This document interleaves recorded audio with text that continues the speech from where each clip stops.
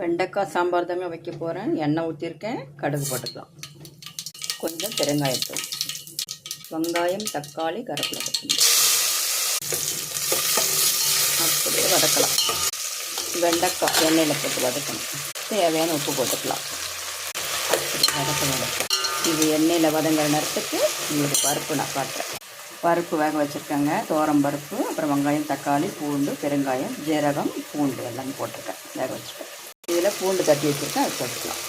புளி தண்ணி கொஞ்சம் கரைச்சி வச்சுருக்கேன். ரொம்ப சிம்பிளான சாம்பார். நான் எந்த பொருள் க்ரீனாக இருக்கோ அதுக்கு நான் உப்பு போட்டுருவேன். அந்த நிறைய இப்போ தான் கலர் மாறாது. ஒரு ஸ்பூன் வீட்டு மிளகாத்தூள். பருப்பு தண்ணி ஊற்றிக்கிறேங்க. புளி தண்ணி ஊற்றிக்கலாம். கொஞ்சம் தேவையான அளவு தண்ணி. அப்படியே கலக்கலாம். சூப்பராக இருக்குது பாருங்கள். நெய் ஒரு ஸ்பூன் விடுங்க. வெண்டைக்காய் சாம்பார் ரெடி ஆகிடுச்சிங்க. கொத்தமல்லி போட்டுக்கலாம். எனக்கு மறக்காமல் ஒரு லைக்.